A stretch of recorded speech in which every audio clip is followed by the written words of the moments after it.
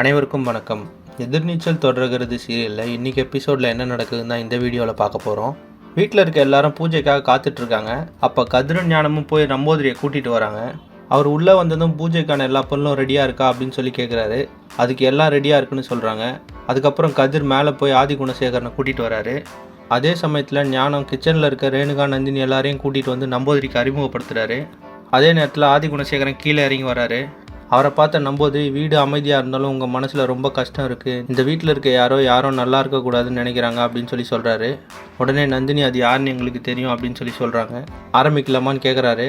அதுக்கு ஆதி குணசேகர், நடந்தது போகட்டும், இனிமேல் நடக்க போகிறத பார்க்கலாம் அப்படின்னு சொல்லி சொல்கிறாரு. அப்போ நம்பூதிரி, வீட்டில் இருக்க லேடிஸ் எல்லாரையும் உள்ளே போங்கன்னு சொல்கிறாரு.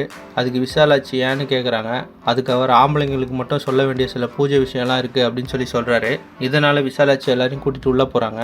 ஆனால் நம்பூதிரி அறிவுக்கரசியும் உள்ளே போக சொல்கிறாரு. உடனே கதிர், இவங்களுக்கு எல்லாம் தெரியும் அப்படின்னு சொல்லிட்டு அங்கேயே இருக்க வைக்கிறாரு. அப்போ நம்பூதிரி சொல்கிறாரு, இந்த பூஜை இங்கே முடிகிற நேரத்தில் அங்கே பெரிய ஆபத்து காத்திருக்கு அப்படின்னு சொல்லி சொல்கிறாரு.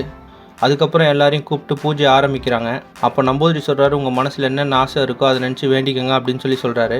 அப்போ விசாலாட்சி சொல்கிறாங்க, இந்த குடும்பத்தோட கடைசி பையன் அவன் பொண்டாட்டியோட வெளியே போயிருக்கான், அவன் பொண்டாட்டி இப்போ தான் கர்ப்பமாக இருக்கா, ஸோ அவங்களாம் நல்லா இருக்கணும் அப்படின்றது தான் எங்களோட எல்லாரோட வேண்டுதலும் அப்படின்னு சொல்லி நம்பூதிரி கிட்ட விசாலாட்சி சொல்கிறாங்க. அந்த நேரத்தில் விசாலாட்சியோட தம்பி சாமியாடி அங்கே வராரு. அவர் வந்த கொஞ்ச நேரத்துலேயே நம்பூதிரி சொல்கிறார், நீங்கள் வந்ததுலேருந்து எதுவும் சரியில்லை, கொஞ்சம் வெளியே போங்க அப்படின்னு சொல்லி சொல்கிறாரு. அதுக்கு சாமியாடி சொல்கிறாரு, இங்கே நடக்கிறது கூட தான் எனக்கு சரியாக படலை அப்படின்னு சொல்லி சொல்கிறாரு. கதிரும் சாமியாடியை நீங்கள் முதல்ல வெளியே போங்க அப்படின்னு சொல்லி சொல்கிறாரு.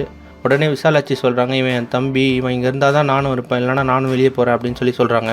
அதுக்கு ஆதி குணசேகரன், யாரும் வெளியே போவேனா, பூஜை நடக்கட்டும் அப்படின்னு சொல்லி சொல்கிறாரு. அதுக்கப்புறம் நம்பூதிரி அறிவுக்கரசிக்கிட்ட ஜனனியோட துணியை நெருப்பில் போட சொல்கிறாரு.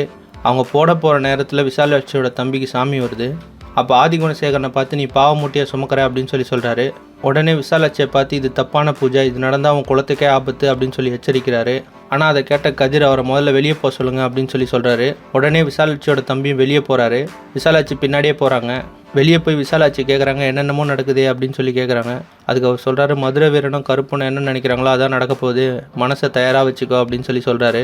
சாமியாடி சொன்னதை மீறி ஆதி குணசேகரன் பூஜையை முழுசாக முடிப்பாரா, பூஜை முழுசாக முடிஞ்சால் ஜனனிக்கு என்ன ஆபத்து வரப்போகுது அப்படின்றத அடுத்தடுத்த எபிசோடில் பார்த்து தெரிஞ்சுக்கலாம். இந்த மாதிரி எதிர்நீச்சல் தொடர்கிறது சீரியல் அப்டேட்ஸ்க்கு நம்ம சேனலை சப்ஸ்கிரைப் பண்ணுங்கள், ஃப்ரெண்ட்ஸ் அண்ட் ஃபேமிலிக்கு ஷேர் பண்ணுங்கள். நன்றி.